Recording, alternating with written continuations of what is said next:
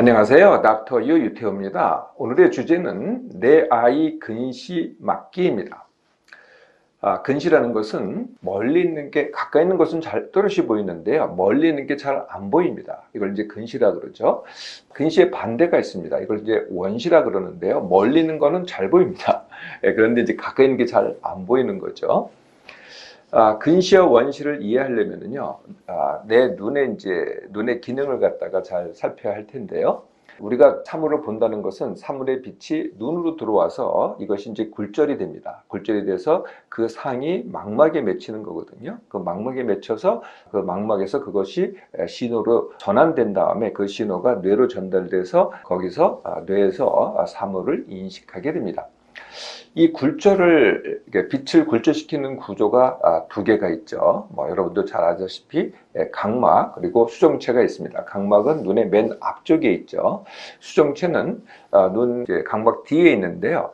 이게 이제 오므라졌다 또 늘어났다 합니다. 그러면은 거기에 따라서 빛이 더 굴절되거나 아니면은 덜 굴절되거나 이렇게 되는 것이죠.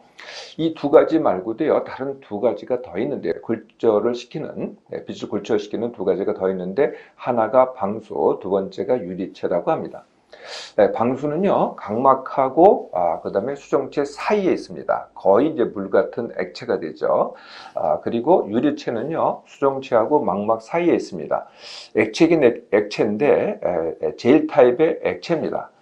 두 가지도 굴절에 기여를 하죠. 근시라는 것은 이 굴절을 해서 상이 맺히는데 그것이 망막의 앞에 맺힙니다. 그러니까 그 초점이 망막의 앞에 맺혀서 또렷이 안 보이게 되는 거거든요. 반면에 원시는요, 굴절을 하는데 그 초점이 망막의 뒤에 맺힙니다. 역시 또렷이 안 보이게 되죠. 내 아이가 근시가 되는 기전, 기전은 원인은 아닙니다. 현재가 이제 근시가 있다면 어떻게 해서 근시가 됐느냐, 이것을 설명하는 메커니즘을 이제 기전이라고 하는데요. 가장 거의 대부분의 원인은요, 안구의 길이가 길어서입니다. 그러니까 이 각막, 방수, 수정체, 그다음에 유리체가 이제 굴절을 하는데 정상적으로 굴절을 시키는데 안구의 길이가 길면 어떻게 되겠어요? 그 초점이 안구의 앞에 맺히게 되겠죠. 이게 이제 가장 큰 이유입니다. 왜 안구의 길이가 길어질까요? 이건 이제 그게 원인입니다. 그건 이제 말씀드릴 거고요. 일단 안구의 길이가 길다. 이게 제일 큰 원인입니다. 그 외에도 흔하지 않은 이제 몇 가지 원인이 있는데요. 그 첫 번째가 각막과 수정체의 굴절력이 커서, 어떤 이유든 굴절력이 크면은 상이 앞에 맺히겠죠. 또 굴절 개수가 커서, 이 굴절 개수라는 것은 아까 말씀드렸던 방수나 유리체가 통과할 때 굴절을 합니다. 그 굴절 개수가 커서. 세 번째도 굉장히 드문 경우인데요. 수정체가 아까 이게 오므라졌다 늘어났다 한다 그랬잖아요. 수정체가 앞으로 약간 앞으로 밀어지니까 어떻게 돼요? 그만큼 망막과의 거리는 길어지니까 또 망막의 앞에 초점이 맞추겠죠. 이 경우는 왜 수정체가 앞으로 약간 밀어지냐면은 수정체를 갖다가 오므렸다 늘렸다 하는 그런 근육이 있어요. 이걸 모양체라고 하는데, 모양체가 어떤 이유도 붙습니다. 즉 부종이 생깁니다. 그러면은 그 부종 때문에 수정체가 약간 앞으로 밀어지게 되는 것이죠. 혹시 가성근시라는 거 들어보셨나요? 가성근시는 가까이 보기를 갖다가 굉장히 오랜 기간 합니다. 상당한 기간 지나치게. 또는 스마트폰 보기를 갖다가, 이것도 역시 가까이 보기죠. 이걸 갖다가 장시간 합니다. 그러면 수정체가 상당히 가까이 보기를 하기 위해서 오므러져 있겠죠. 또는 다른 것도, 다른 빛을 굴절시키는 구조도 거기에 적응해서 그런 상태로 약간 고착화되어 있습니다. 그래서 일시적으로 그 굴절력이 커진 상태가 지속되는 것, 이걸 이제 가성근시라고 합니다. 그러니까 구조가 바뀐 건 아닌데 굴절력 갖다가 극대화시켜서 그게 지속되는 경우, 이걸 이제 가성근시라고 합니다. 내 아이의 근시는요, 몇 살 때부터 시작이 될까요? 보통 만 5세부터 시작이 됩니다. 그런데요, 이 만 5세라는 연령은요, 점점 낮아지고 있습니다. 더 어릴 때부터 근시가 되기 시작한다는 거죠. 그래서 이제 학교 들어가잖아요. 예, 그리고 유치원 들어가고 학교 들어가잖아요. 예, 그러면 근시가 더 많이 발생을 합니다. 예, 그래서 이제 학교를 졸업할 때쯤 되잖아요. 고등학교를 졸업할 때쯤, 고3쯤 되면은요, 내 아이는 거의 100% 근시가 됩니다. 네, 고3을 한번 보세요. 고3 아이들 보면은요, 거의가 안경을 끼고 있거나 아니면은 콘택트 렌즈를 하고 있습니다. 예, 근시가 되면은, 그러면은 당장 공부를 못 합니다. 예, 당장 이제 칠판도 잘 안 보이고 책도 잘 안 보이고 그러잖아요. 그러면 이제 급해서 근시 교정을 하죠. 네, 근시 교정이라는 게 가장 흔한 게 이제 안경 그리고 컨택트 렌즈입니다. 그 외에도 이제 몇 가지 방법이 더 있는데요. 각막 교정이라고 합니다. 네, 각막을 갖다가 아까 각막이 이제 굴절력을 가지고 있다고 말씀드렸잖아요. 근데 각막을 갖다가 일시적으로 약간 누릅니다. 예, 그러면 약간 오목 렌즈 같이 되거든요. 예, 그러면은 조금 더 뒤에 초점이 맺히겠죠. 이걸 이제 각막 교정이라고 하는데 두 가지가 있습니다. 하나는 네, 이를 이제 각막 교정이라고 하는데 컨택트 렌즈를 사용해서 합니다. 두 가지가 있는데요. 첫 번째는 밤에 착용하는 것, 두 번째는 낮에 착용하는 것이 있습니다. 예, 밤에 착용하는 것을 혹시 들어보셨을 텐데요. 드림 렌즈라고 합니다. 예, 밤에만 착용하는데요. 이 드림 렌즈는 이 컨택트 렌즈에 두 가지 있는 거 아시죠? 하나는 딱딱한 하드 렌즈, 하나는 약간은 소프트한 소프트 렌즈가 있습니다. 이 드림 렌즈는 하드 렌즈입니다. 반면에 낮에 착용하는 것은 이건 이제 그리 흔하지 않아서 아마 못 들어보셨을 텐데요. 마이 사이트라고 합니다. 영어로 마이 사이트. 네, 이것은 낮에 착용함으로써 근시를 교정을 합니다. 세 번째는요, 이것은 이제 각막 절제술이라고 하는데요. 이것은 이제 안구가 성장이 이제 거의 완성되는 시기가 만 21세 이후거든요. 그래서 만 21세 이후에 시행을 합니다. 각막 절제술을 통해서 각막을 약간 오목 렌즈로 만들어주는 거죠. 잘 아시다시피 라식, 라섹, 그리고 과거에 있었던 엑시머, 레이저 이런 것들이 이제 각막 절제술입니다.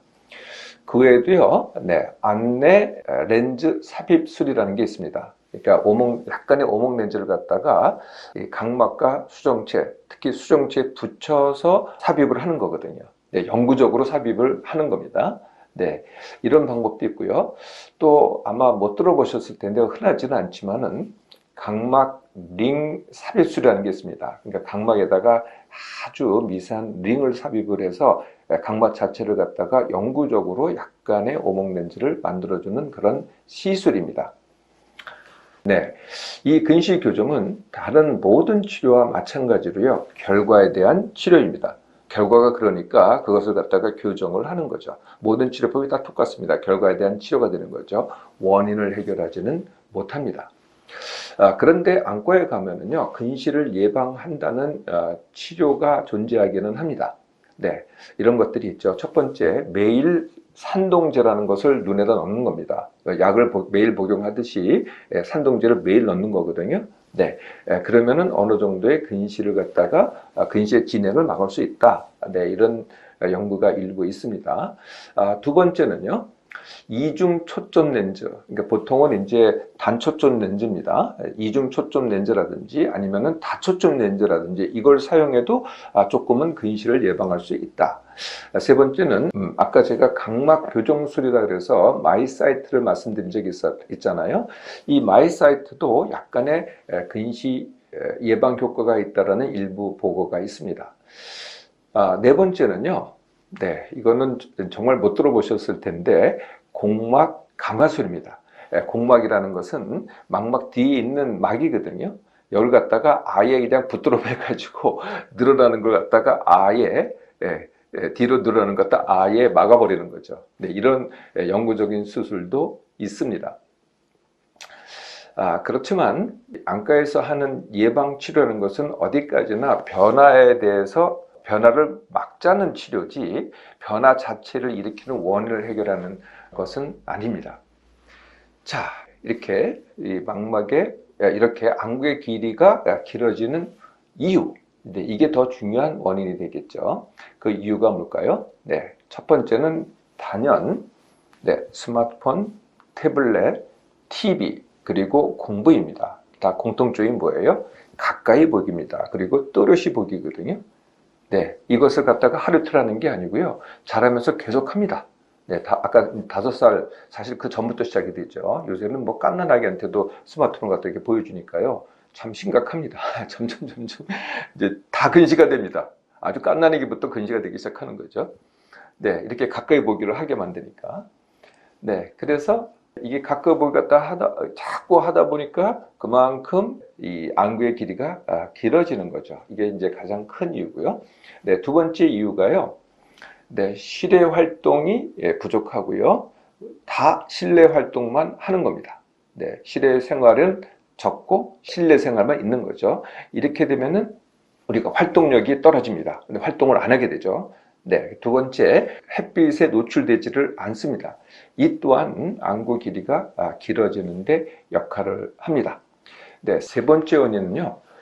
놀랍게도 근시 교정을 하는 안경과 컨택트 렌즈가 다시 그 근시가 되는 원인이 됩니다. 네, 안경과 컨택트 렌즈를 착용하면 할수록 오히려 근시가 더 된다는 것이죠. 자, 이제 원인을 아셨으니 이제 내 아이의 근시 막기를 해볼까요? 네, 첫 번째는 실외 생활 늘리기입니다. 이게 참 어렵죠. 생각보다 굉장히 어렵습니다. 모든 게 다 실내 생활입니다. 네, 우리가 이제 아이들 갖다 등하교를 갖다가 차로 시키잖아요. 네, 차에 안에 있는 것은 실내일까요? 실외일까요? 네, 당연히 실내입니다. 네, 그러면 어떻게 하면 될까요? 네, 등하교를 갖다가 걸어서 하게 하는 겁니다. 네, 그럴수록 실외의 활동이 되는 거죠. 네, 두 번째, 운동장 또는 놀이터 아니면은 뭐 공원에 자주 나가게 하는 겁니다. 세 번째, 좀 더 멀리 이제 주말에 할 수 있겠죠. 주말이나 공휴일 동안에는요, 아예 뭐 테마파크라든지 아니면은 산이라든지 아니면 강이라든지 아니면은 바다라든지 이렇게 좀 더 자연을 접하게 하는 거죠. 즉 실외 생활을 늘리는 것입니다. 두 번째는요, 네, 당연히 스마트폰, 태블릿, TV 덜 보게 하기입니다. 어떻게 하든지요.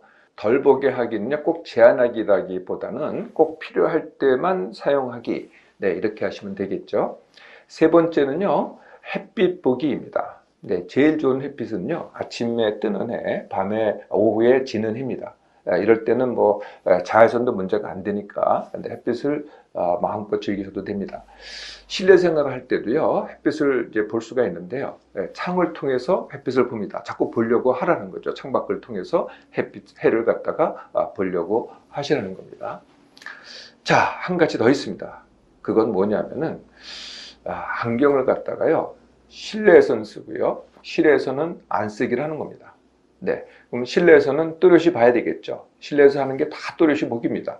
반면에 밖에서는요, 그렇게 또렷이 볼 필요가 없어요. 그냥 제가 그걸 이제 넓게 보기라고 하는데요. 그 또렷이 안 봐도 됩니다. 그냥 넓게 보기를 하면은 안경이 필요 없이 되는 거죠. 예. 저도 이제 또렷이 보기를 갖다가 뭐 수십 년을 했죠. 네. 그리고 뭐 아시겠지만은, 지금 안경 벗은 지 3, 4년 정도 됐습니다. 네. 네. 물론 안경 쓸 때보다는 시력은 떨어집니다. 네, 그런데 뭐 괜찮습니다. 이제는 자세히 볼 필요가 없으니까요. 네, 내 아이가 안경이나 콘택트 렌즈를 끼는 것은 절대로 당연하지 않습니다. 네, 오늘부터 내 아이의 근시 막기를 시작해 보세요.